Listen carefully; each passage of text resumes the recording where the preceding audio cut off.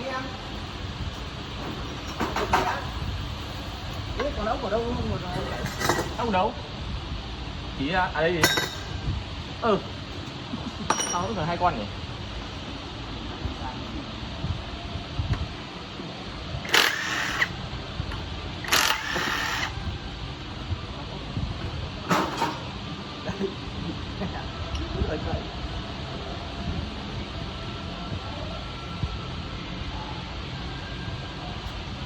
Ui ui ui.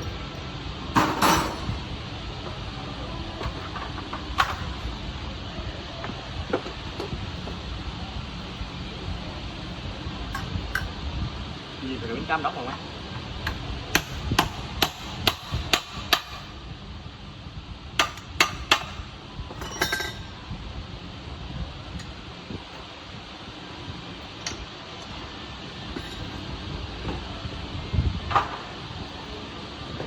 Chục cái nấu.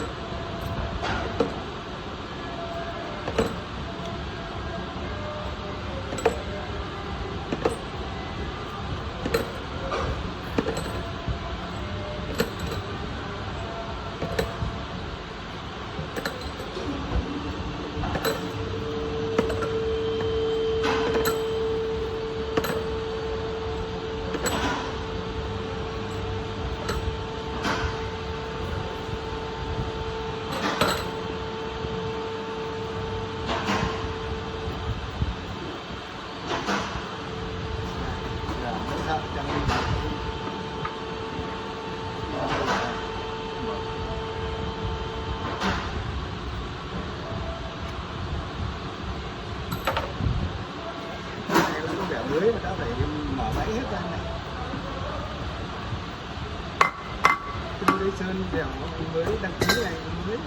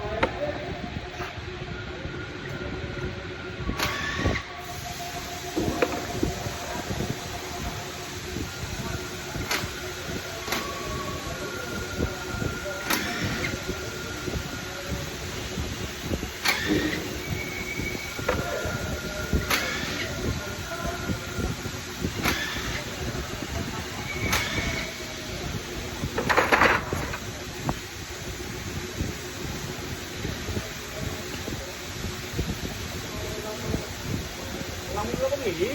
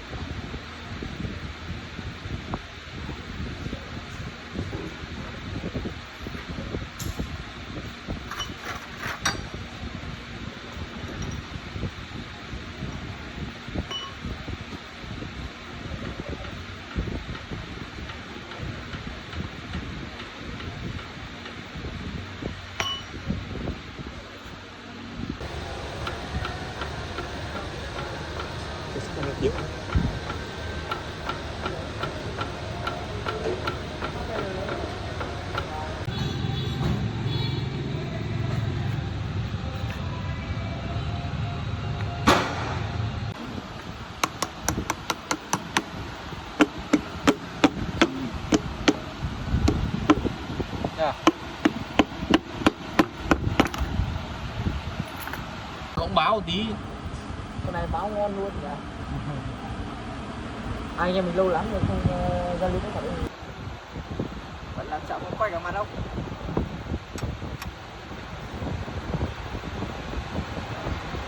Ủa, Thế tháo vừa này. mạnh. Vậy.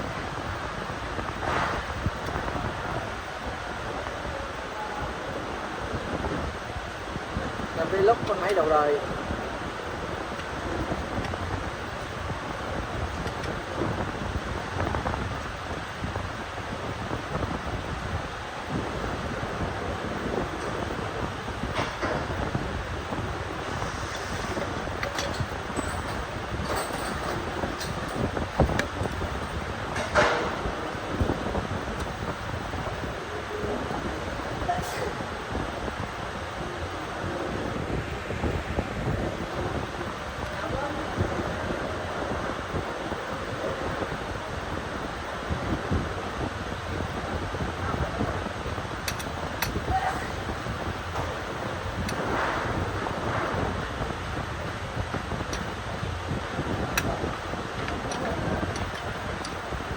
Thôi nhá, tưởng hôm nãy anh em mình coi như giảng hòa nhá.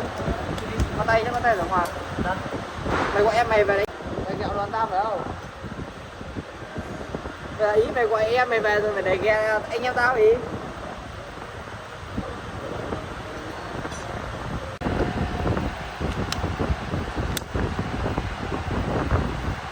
Đấy, ăn tiền. Nghe cái này đi ra được hả?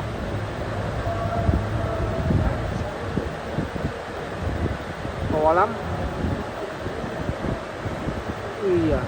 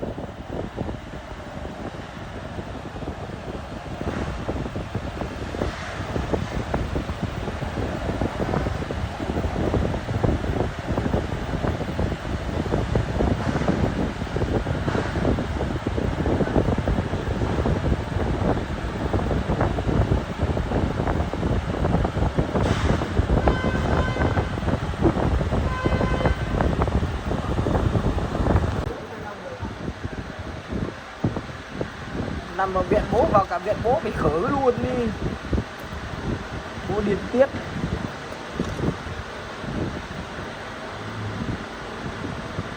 Nóng hết cả mè.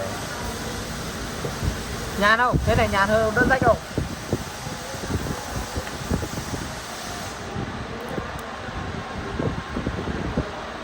Để nó bôi nhiều mỡ, đỡ cần cho mỡ đây. Bôi vào. Hả?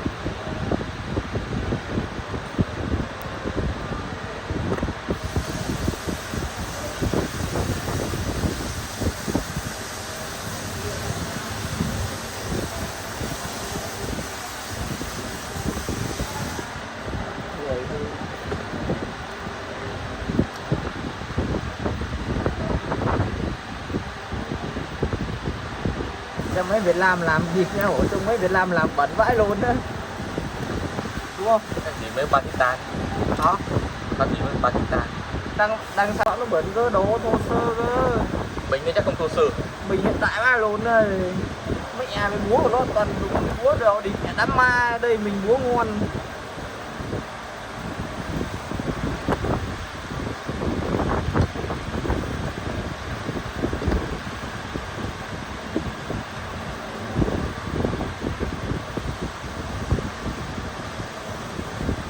Tối thằng bắt chiếc bố để cho xem không nhỉ. Mà Tây nó có đồ trên, nó vào dễ hơn. Không có đồ để làm cái đám ma này.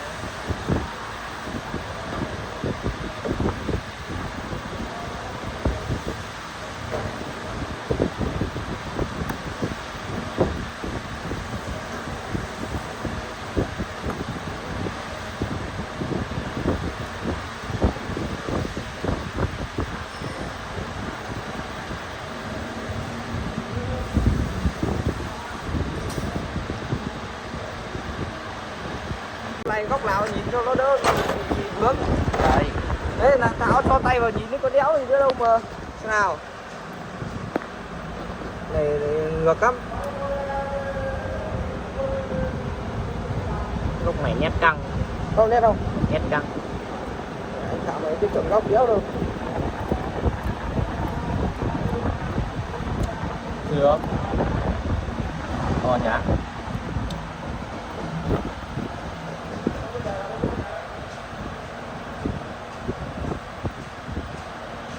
Thôi tạm dừng hết không biết không? Không.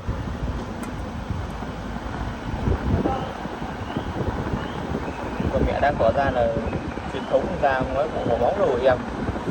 Ấn tí nữa đâu? Ngon nhá.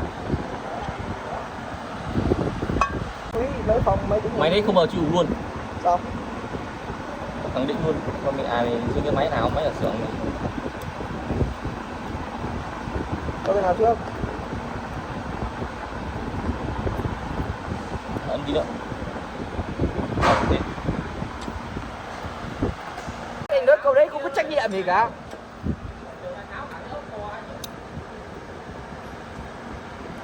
Quá tay.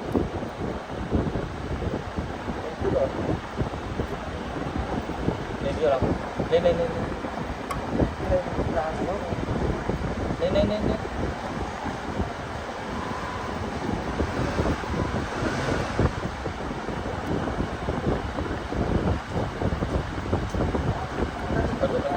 Rồi, đóng lên. Em quay dưới. Quay rồi. Ok.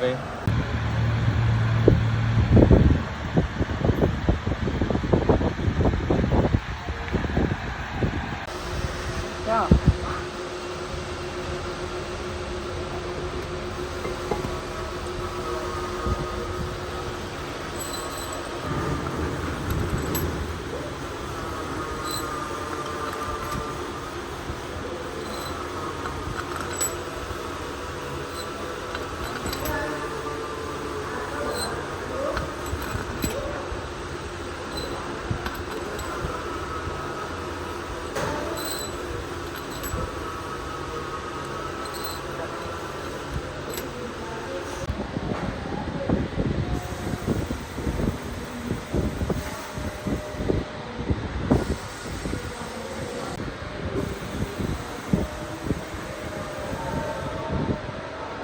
Quay ngang máy, quay ngang máy.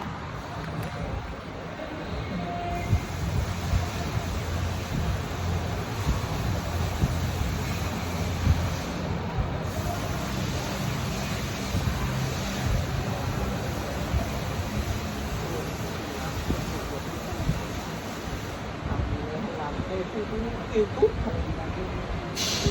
camera mét.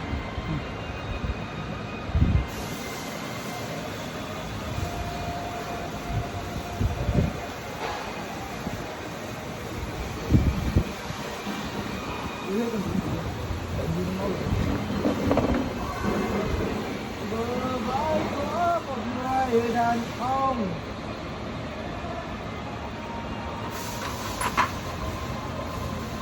Em ơi bắt em anh chịu sao thơ cô.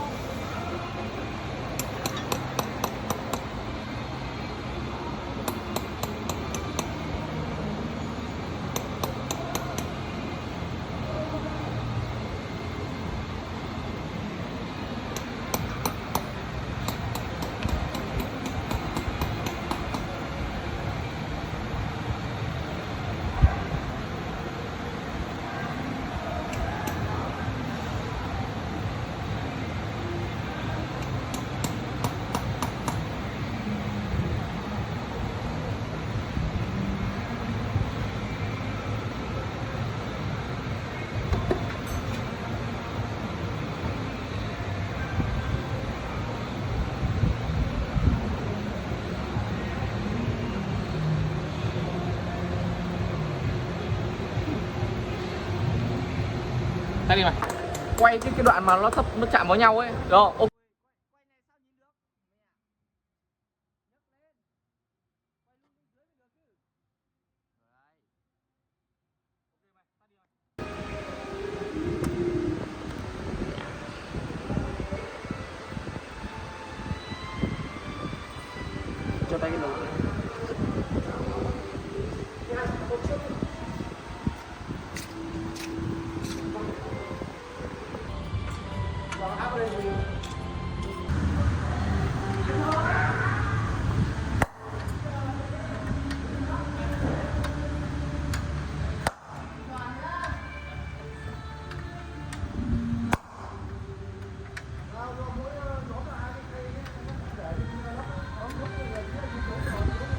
Máy này xịn rồi mọi người ạ.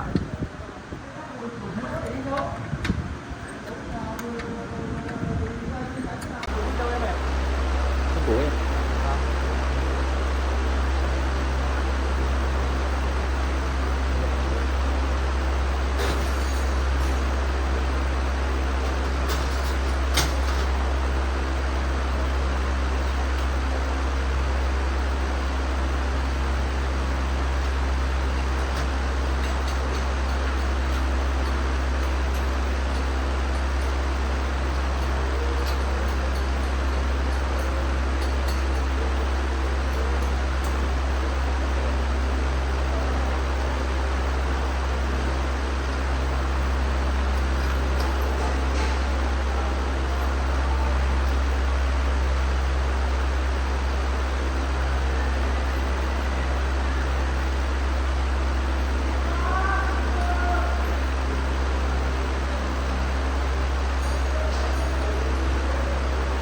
Này mà khi chân lại máy thì cũng phải đẹp hơn nhỉ. Đây.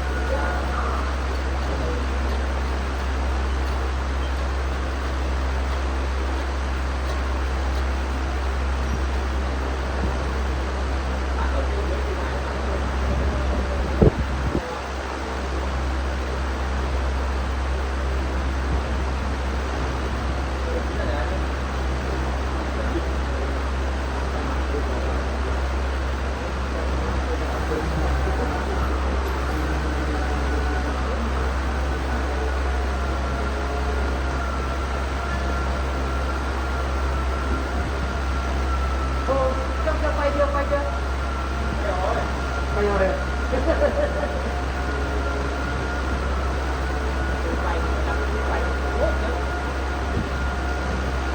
Sao mà đưa lên diều 6 được chiều.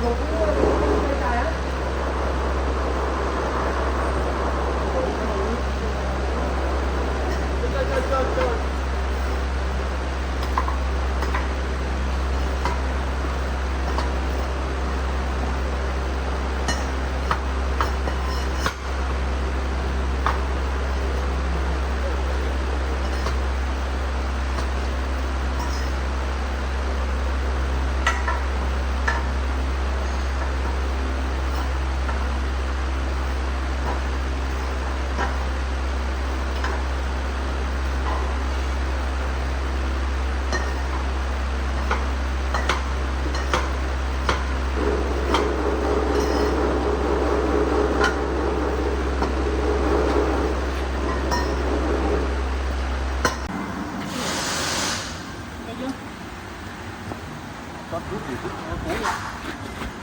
Ai nhảy nhiều máy, hôm nay nhiều máy, mai nhiều máy, đi kia nhiều máy. Nhởn lên nhá. Lên lên.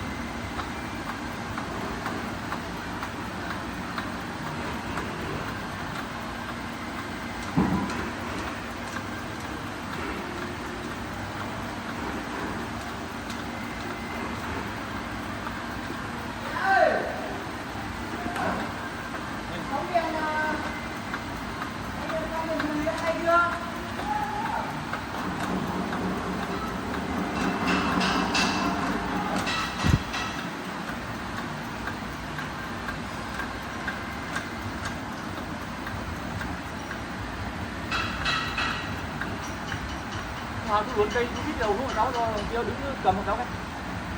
Lên đó.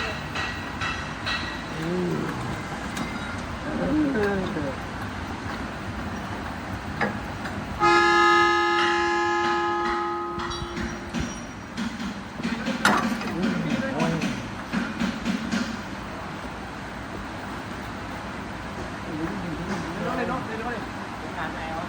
Hả?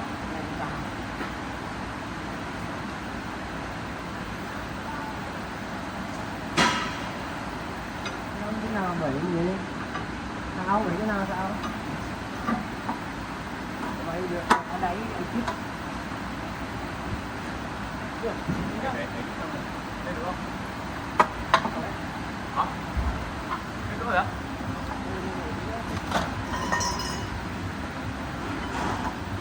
Đây thôi. hết rồi đấy.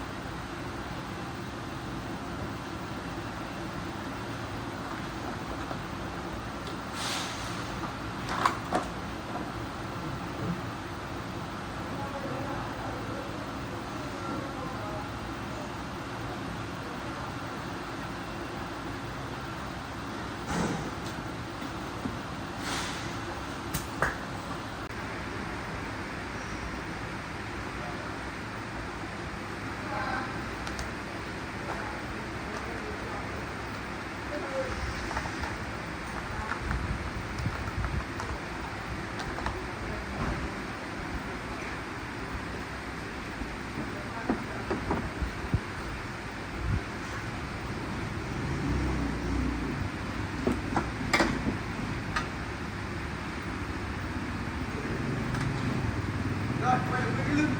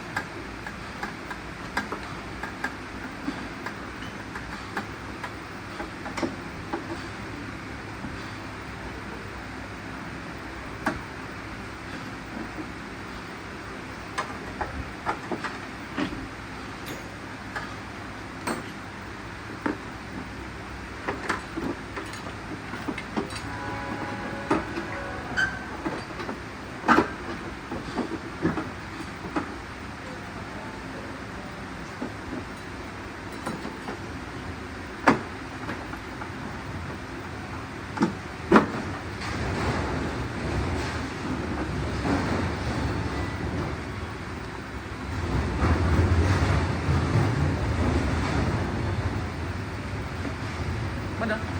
Quay.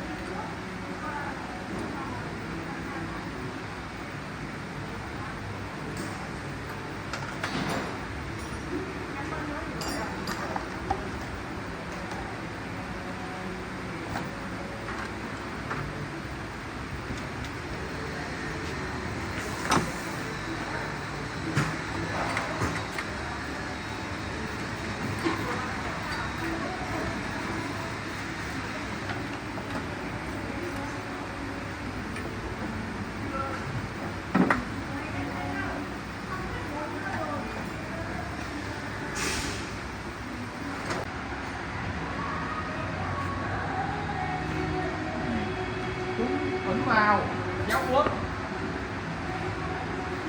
để uống chuyện mặt mày bắt đầu em mới cô lên đường ăn